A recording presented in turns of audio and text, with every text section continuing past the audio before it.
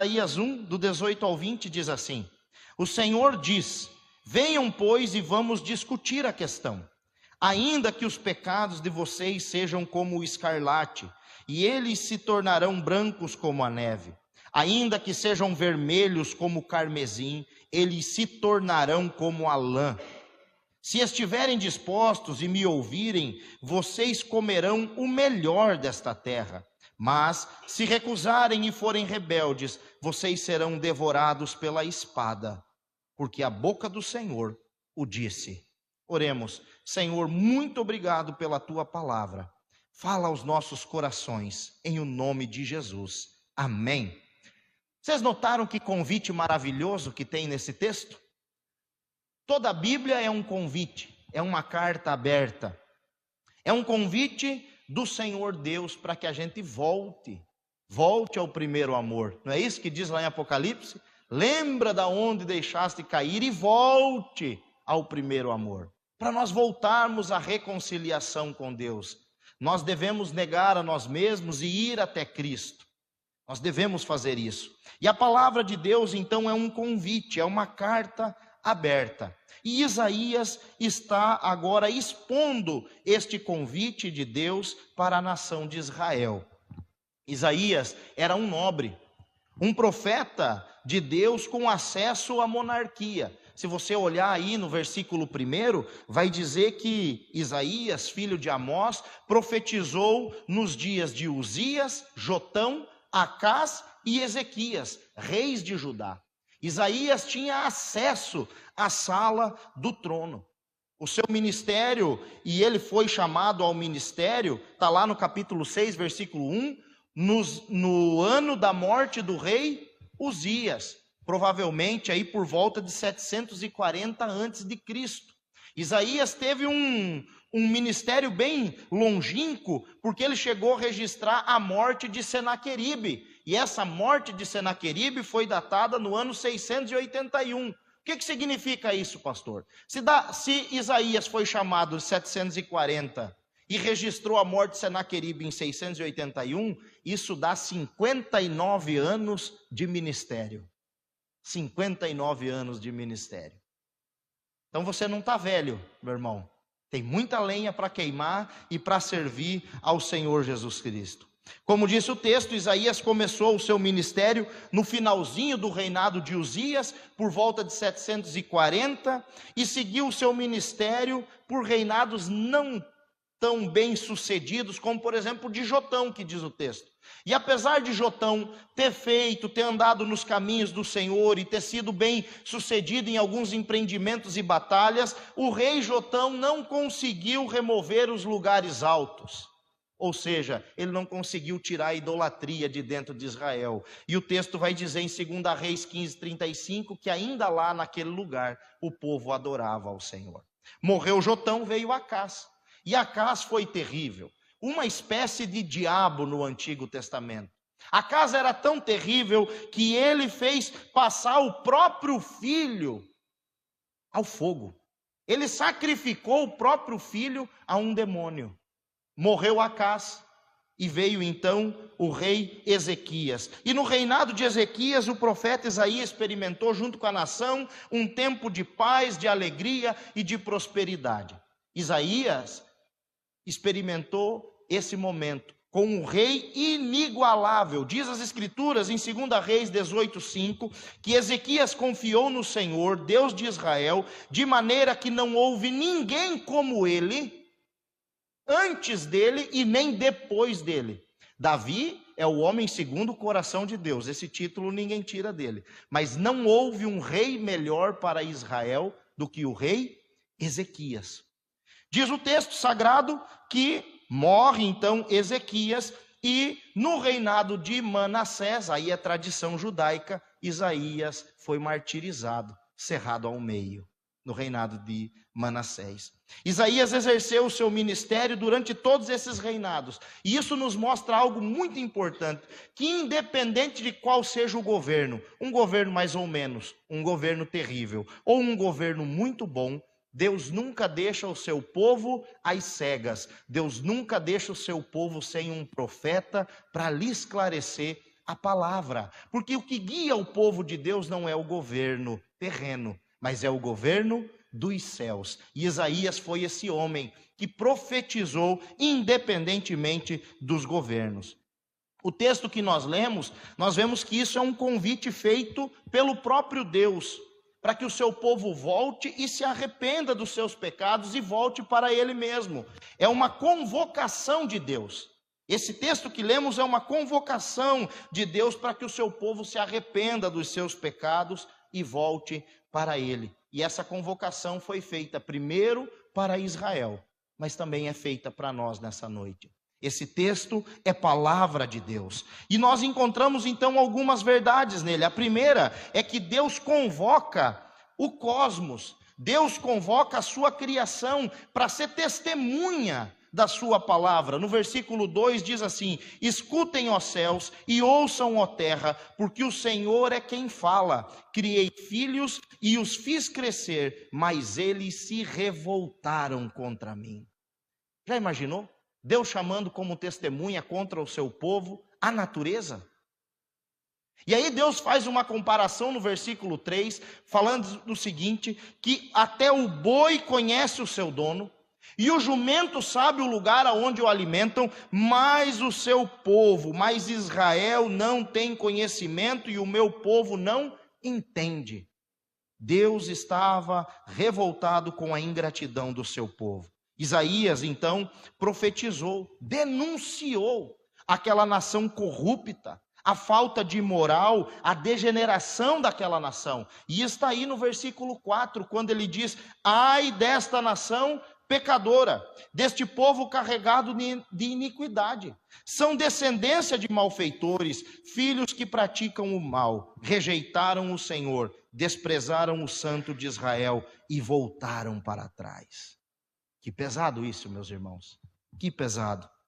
Mas o pior de tudo dessa nação, da ingratidão, deles ter voltado para trás, deles desprezarem o Senhor, era uma religiosidade hipócrita.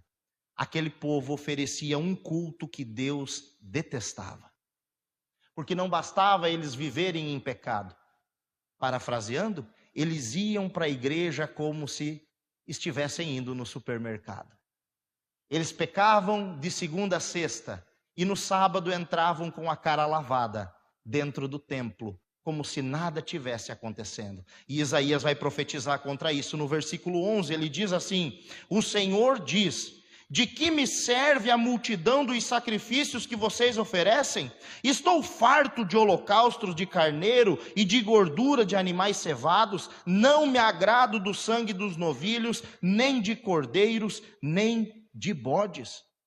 No versículo 13, Deus vai dizer que o incenso que eles acendiam cheirava bem dentro do templo, mas subia como um aroma de podridão. No versículo 15, Deus diz que quando aquele povo estendia as mãos para adorá-lo, Deus virava o rosto, porque a mão do povo estava coberto de sangue, estava coberto de pecado. Diante do comportamento hipócrita do povo, Deus então exige uma mudança de postura. Deus não compactua com o pecado. Muitas vezes nós pensamos, porque o nosso Deus é amor, que o nosso Deus é longânimo. Alguns chegam a pensar que Deus é bobo, por ser longânimo e por ser um Deus de amor, e se esquecem da outra face, que Ele é sim um Deus amoroso, mas também igualmente Ele é um Deus justo. E Deus é perfeito porque Ele é 100% amor, mas Ele também é 100% justiça. E Deus exige do seu povo, versículo 16, lavem-se, purifiquem-se, tirem da minha presença a maldade dos seus atos, parem de fazer o mal.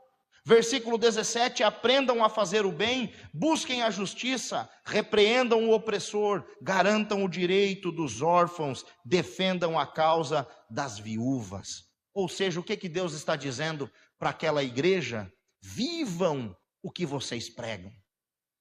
Vivam o que vocês estão ensinando. Lavem-se, purifiquem-se. Oh, meus irmãos, diariamente nós somos confrontados por essas exigências. Diariamente nós somos confrontados por essa mudança. Contudo, nós fracassamos. Uma coisa é certa, o pecado e a maldade estão tão entranhados no coração do ser humano que ele por si só não consegue se resolver, não consegue se purificar, não consegue tirar essa mancha. Por muitas vezes nós até tentamos, mas fracassamos. Eu acredito que todos aqui já fizeram tal juramento dizendo: eu prometo para mim mesmo que a partir de hoje eu não cometo mais isso que desagrada ao Senhor. E talvez você conseguiu durante um dia ou dois, mas de repente passou e você se viu cometendo o mesmo pecado, caindo dentro do mesmo erro, cometendo o mesmo delito. E o apóstolo Paulo descreveu muito bem essa situação lá em Romanos, capítulo 7, versículo 18, quando ele diz: porque eu sei que em mim, isto é, na minha carne, não habita bem nenhum, pois o querer está em mim, mas o realizá-lo não.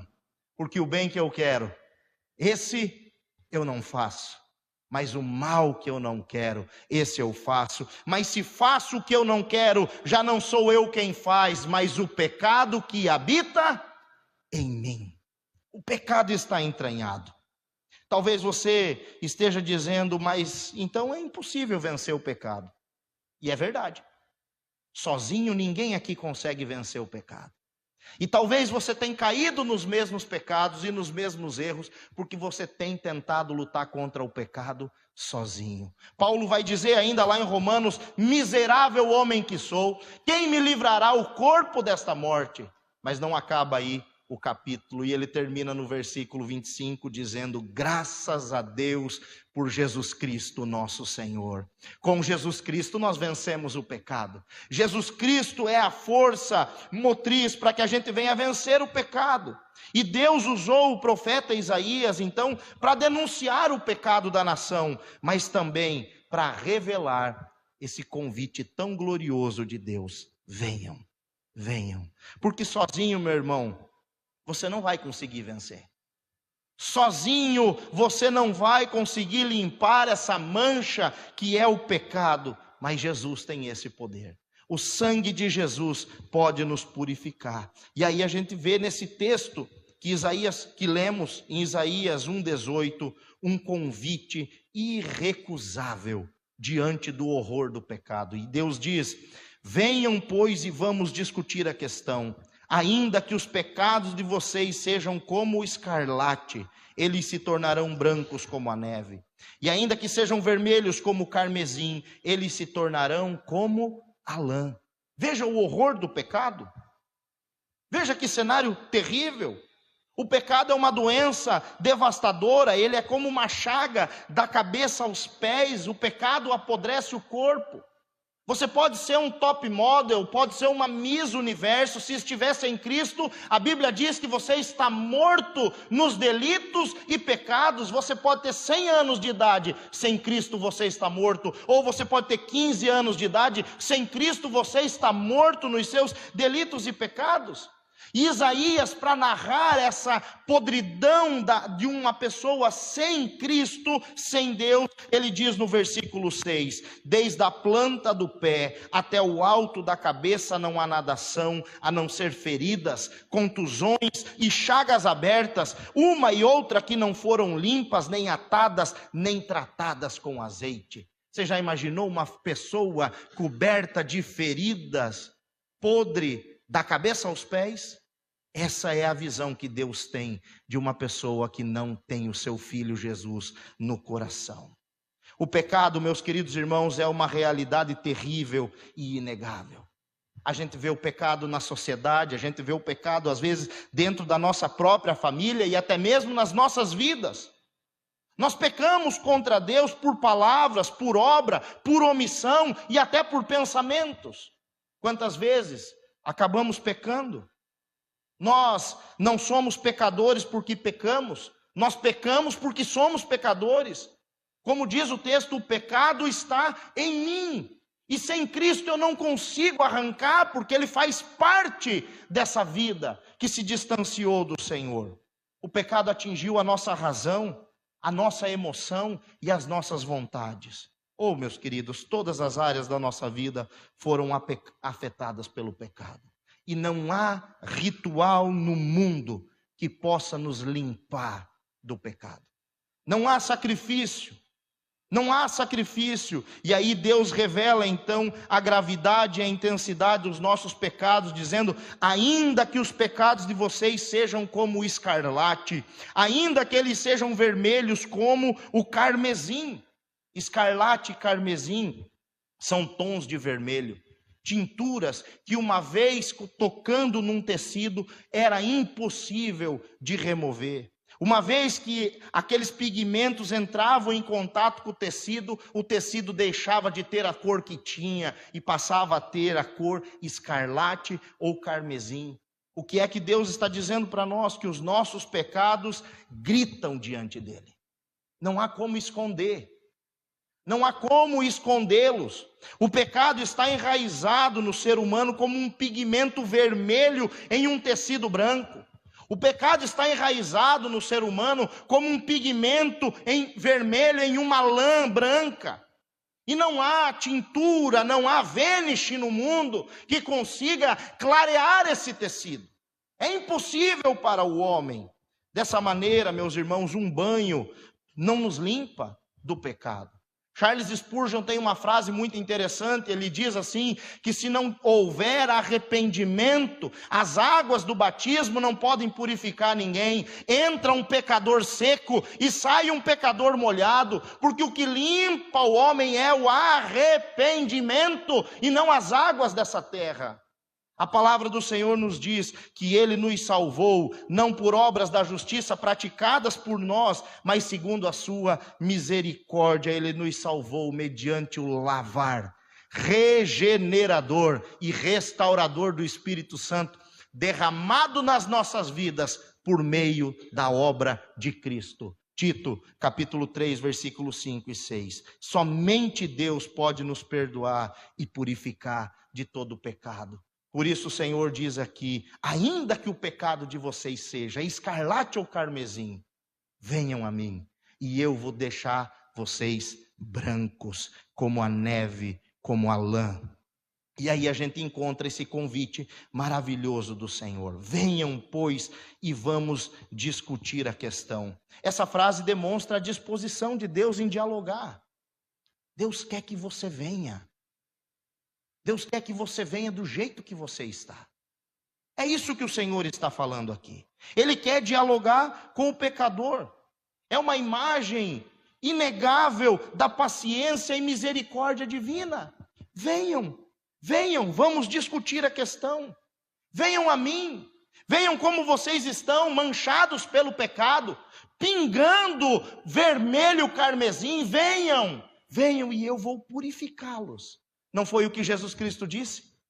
Venham a mim, todos vocês que estão cansados e sobrecarregados, e eu vos aliviarei. Essa é a obra do Senhor. Ele chama, Ele convence, Ele purifica. Ele chama, Ele convence, Ele purifica. Como é o chamado do Senhor? E quem faz esse chamado? O chamado é o convite.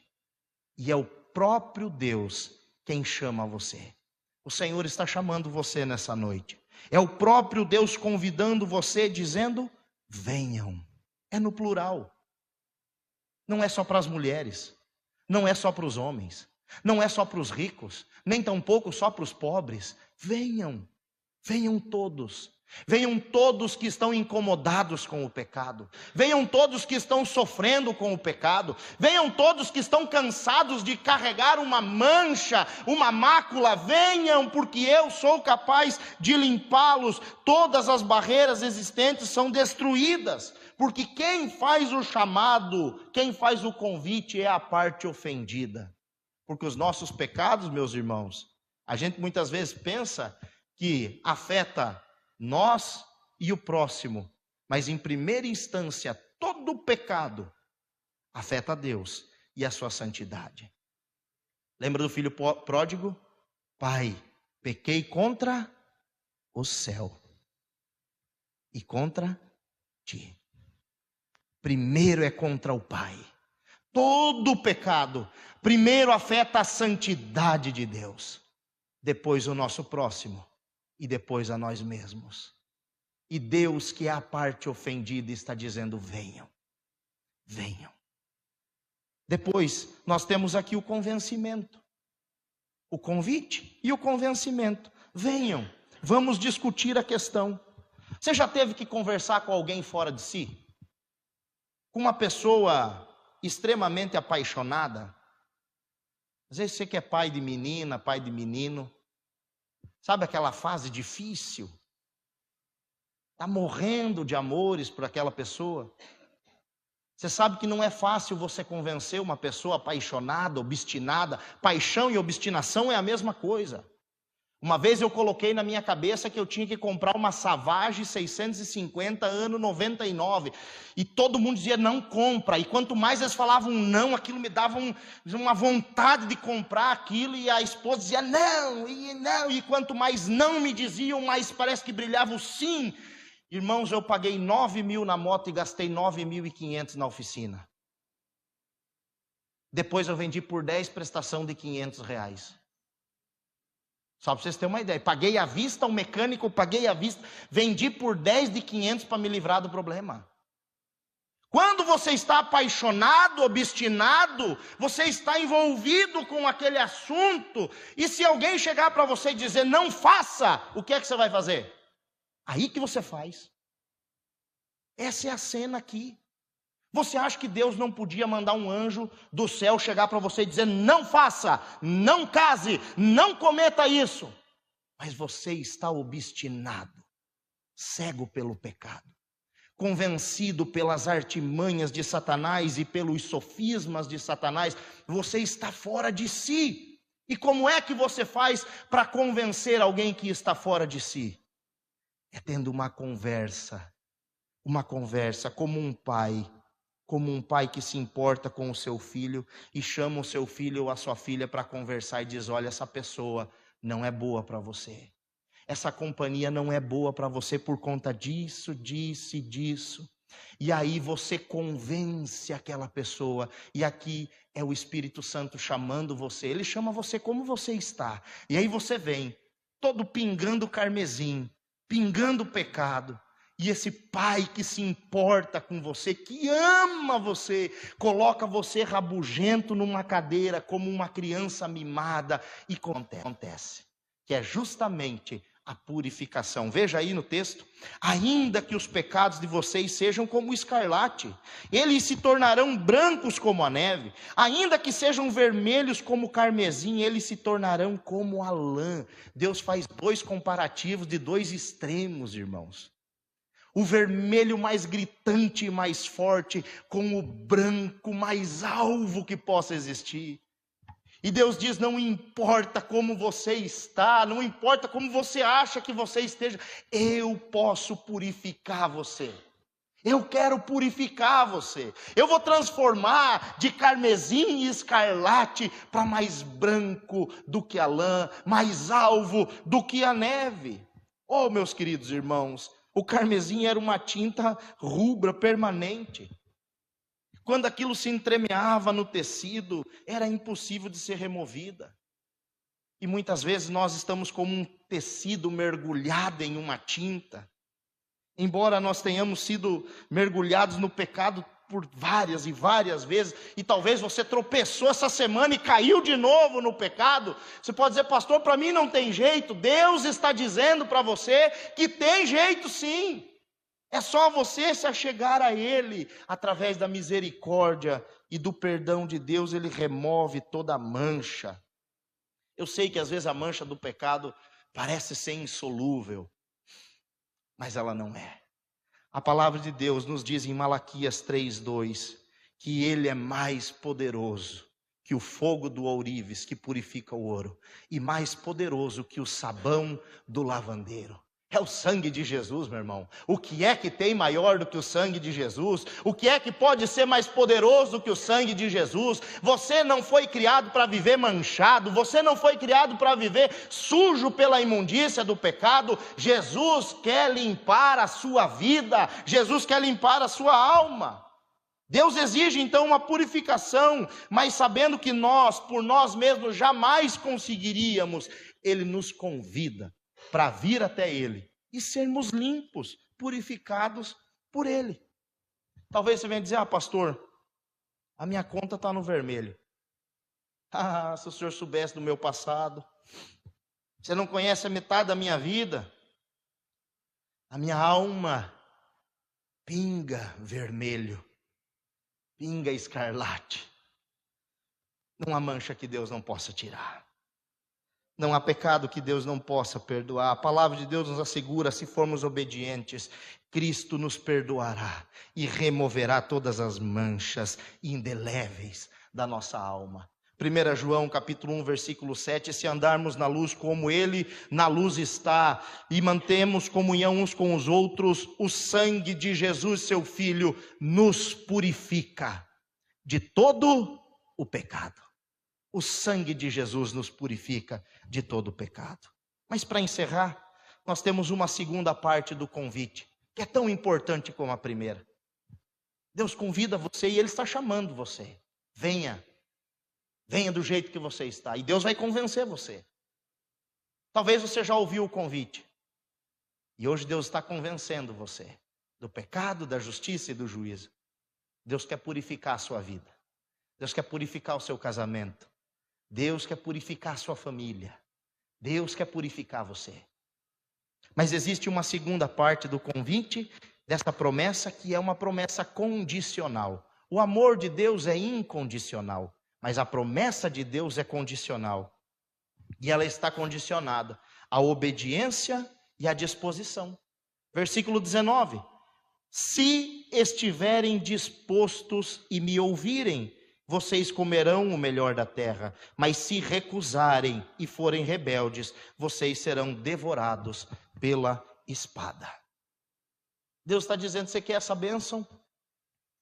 Você quer deixar de andar pelo mundo marcado pelo pecado? Você quer deixar essa mancha para trás? Isso que quando você coloca a cabeça no travesseiro te acusa dia e noite. Você precisa me ouvir. É o que Ele está fazendo. Se estiverem dispostos, implica em um ato de vontade, uma decisão consciente de se humilhar e obedecer a Deus, de se humilhar e abandonar o pecado. E aí ele diz mais, se estiverem dispostos e me ouvirem, significa prestar atenção. Meus irmãos, nós temos que parar, nós não somos mais criança na fé, não. Nós temos que prestar atenção no que Deus está falando. Deus não está brincando de ser Deus. Deus não joga palavras ao vento. Ele criou tudo o que existe pelo poder da sua palavra. Você acha que Deus vai desperdiçar a palavra? Se Deus está dizendo que Ele pode perdoar você, porque Ele pode. Se Deus está dizendo que você não precisa mais viver escravo desse pecado, é porque Ele pode perdoar você e transformar a sua vida. Agora nós devemos ouvir essa palavra, prestar atenção nessa palavra, como um aluno que senta na frente do seu professor, do seu mestre, e observa o que ele fala e como ele faz, para aprender a fazer. Aprender. Preste atenção. Dê atenção à voz de Deus, aceite a sua palavra. E aí, se você fizer isso, olha a promessa que diz ainda aqui para você. Comer o melhor dessa terra. Se estiverem dispostos a me ouvirem, vocês comerão o melhor da terra. Talvez você não está vivendo o melhor dessa terra. Você não está comendo o melhor da terra. Você pode dizer, pastor, eu não estou experimentando o melhor no meu casamento. Eu não estou experimentando o melhor na criação dos meus filhos, no convívio com a minha família. Eu não estou experimentando o melhor de Deus na minha vida financeira. Aí eu faço a pergunta, mas você está dando ouvidos à palavra? Você está prestando atenção no que é para você fazer? Com certeza a resposta vai ser não. E eu quero hoje desafiar você, que está cansado e quer experimentar o melhor de Deus, a dar ouvidos ao Senhor, a ter essa disposição. Estejam dispostos a fazer o bem. Meus irmãos, em relação à obediência, é um tema central nas Escrituras, e Deus sempre coloca dois caminhos diante dos seus filhos. Deuteronômio 30:15, hoje ponho diante de vocês bênção e maldição, vida e morte. E Deus vai dizer: eu quero que vocês escolham a bênção, mas vocês é que vão seguir esse caminho. As bênçãos de Deus não são condicionadas. Aliás, queridos irmãos, Deus não impõe essas bênçãos a nós. Ele nos oferece, mas nós temos que obedecer. A bênção de Deus é um presente que nós recebemos através da obediência ao Senhor. Contudo, a palavra é clara. Caso alguém decida ser rebelde, veja aí, mas se recusarem e forem rebeldes, o que é que sobra? Senão o juízo. Senão o juízo. Vocês serão devorados pela espada. Não foi a boca do profeta que disse isso. Diz o texto, porque a boca do Senhor o disse. Qual é o final da obediência? Bênção. Comer o melhor dessa terra. Qual é o final da desobediência? Juízo de Deus. Hoje você tem esse privilégio de tomar essa decisão. Deus está chamando você. Não importa o que você fez. Para nós seria impossível, mas para Jesus não é.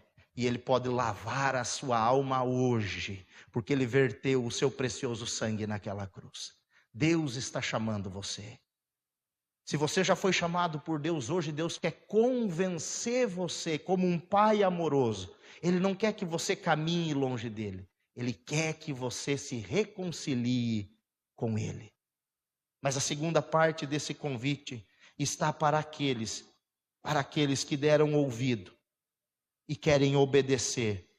E esse texto diz: se vocês estiverem dispostos e me ouvirem, vocês comerão o melhor dessa terra. Você está disposto a ouvir a Deus? Eu quero convidar então você que está disposto a ouvir a Deus, a ficar de pé no seu lugar e obedecer ao Senhor. Eu convido a equipe de louvor e nós vamos terminar esse culto adorando a Deus, adorando ao Senhor. Meu querido irmão, minha querida irmã, você que está afastado dos caminhos do Senhor, você pode ir no seu lugar hoje se reconciliar com Deus e dizer: Senhor, perdão pelos pecados que eu cometi, perdão porque eu fracassei, perdão, Senhor, porque eu me afastei. Se você não entregou a sua vida para Cristo, você pode entregar a sua vida hoje para Cristo e dizer: eu quero, Senhor, eu quero o Senhor na minha vida. Eu quero o Senhor na minha vida, porque eu sei que por mim mesmo eu não consigo. Por mim mesmo eu não consigo me livrar desse pecado. E Deus está chamando você hoje. Você. Deus está dizendo que Ele pode transformar aquilo que era uma imundícia em uma bênção. Aquilo que era vermelho como o carmesim, em algo branco como a neve. Deus purifica. O sangue de Jesus nos purifica.